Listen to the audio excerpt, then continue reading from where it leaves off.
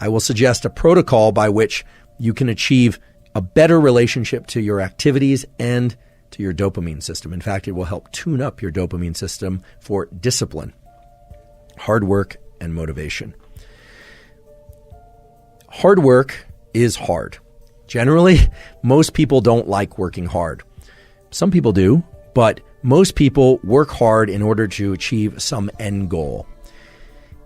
End goals are terrific and rewards are terrific, whether or not they are monetary, social, or any kind. However, because of the way that dopamine relates to our perception of time, working hard at something for sake of a reward that comes afterward can make the hard work much more challenging and make us much less likely to lean into hard work in the future. Let me give you a couple examples by way of data and experiments. There's a classic experiment done actually at Stanford many years ago in which children in nursery school and kindergarten drew pictures. And they drew pictures because they like to draw. The researchers took kids that like to draw and they started giving them a reward for drawing. The reward generally was a gold star or something that a young child would find rewarding. Then they stopped giving them the gold star. And what they found is the children had a much lower tendency to draw on their own. No reward. Now, remember, this was an activity that prior to receiving a reward, the children intrinsically enjoyed and selected to do. No one was telling them to draw. What this relates to is so-called intrinsic versus extrinsic reinforcement.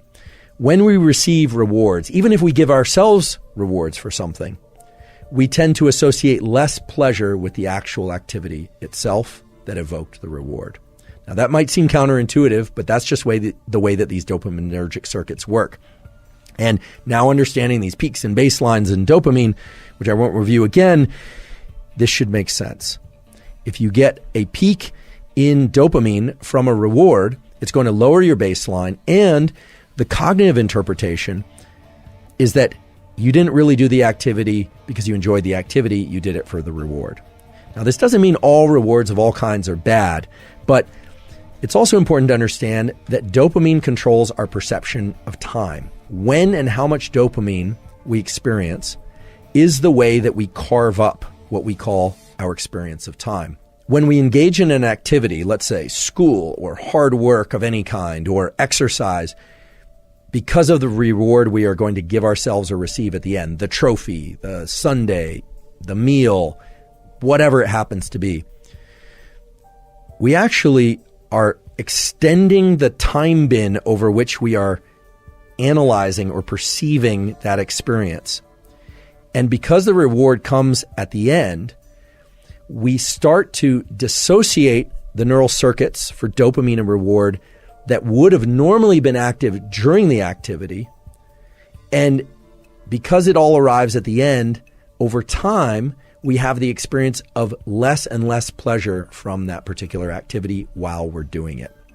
Now, this is the antithesis of growth mindset. My colleague at Stanford, Carol Dweck, as many of you know, has come up with this incredible theory and principle, and it actually goes beyond theory and principle, called growth mindset, which is this striving to be better, to be in this mindset of I'm not there yet, but striving itself is the end goal. And that, of course, delivers you to tremendous performance. It's been observed over and over and over again that people that have growth mindset, kids that have growth mindset, end up performing very well because they're focused on the effort itself.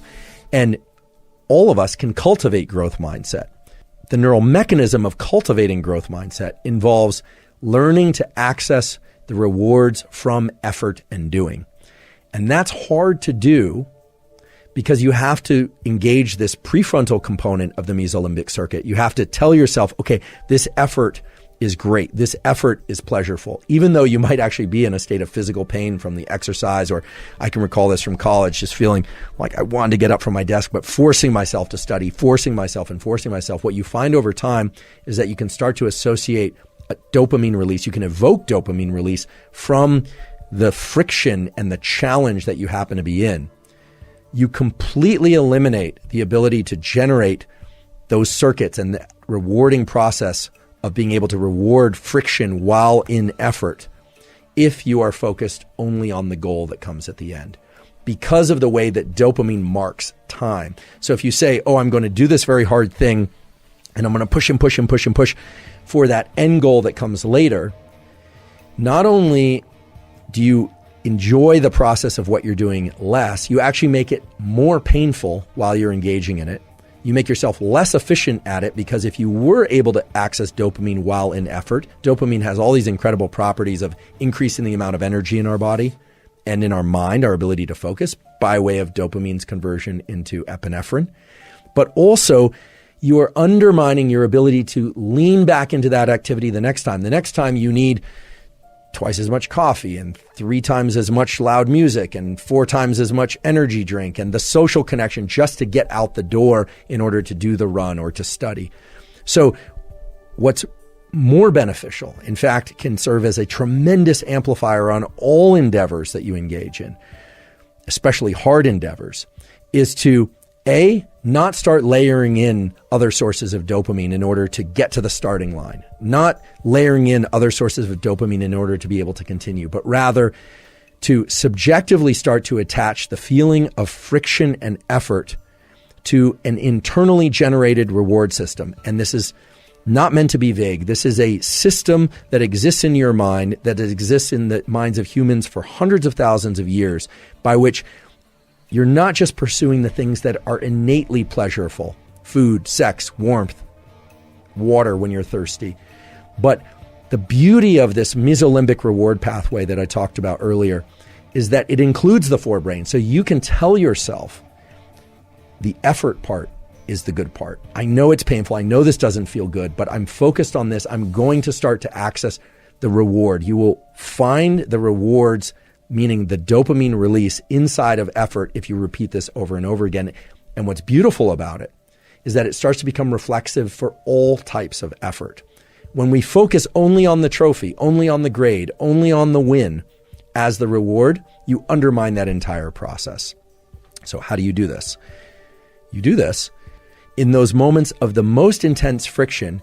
You tell yourself, this is very painful, and because it's painful, it will evoke an increase in dopamine release later, meaning it will increase my baseline in dopamine. But you also have to tell yourself that in that moment, you are doing it by choice and you're doing it because you love it. And I know that sounds like lying to yourself, and in some ways it is lying to yourself, but it's lying to yourself in the context of a truth, which is that you want it to feel better. You want it to feel even pleasurable.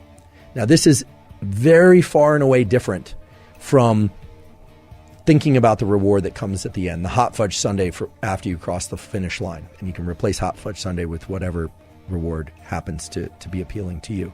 We revere people who are capable of doing what I'm describing. David Goggins comes to mind as a really good example. Many of you are probably familiar with David Goggins, former Navy SEAL, who essentially has made a post-military career out of explaining and sharing his process of turning the effort into the reward. There are many other examples of this too, of course. Throughout evolutionary history, there's no question that we revered people who were willing to go out and forage and hunt and gather and caretake in ways that other members of our species probably found exhausting and probably would have preferred to just put their feet up or soak them in a cool stream rather than continue to forage. The ability to access this pleasure from effort aspect of our dopaminergic circuitry is without question the most powerful aspect of dopamine and our biology of dopamine.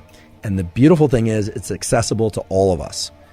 But just to highlight the things that can interfere with and prevent you from getting dopamine release from effort itself, don't spike dopamine prior to engaging in effort. And don't spike dopamine after engaging in effort. Learn to spike your dopamine from effort itself.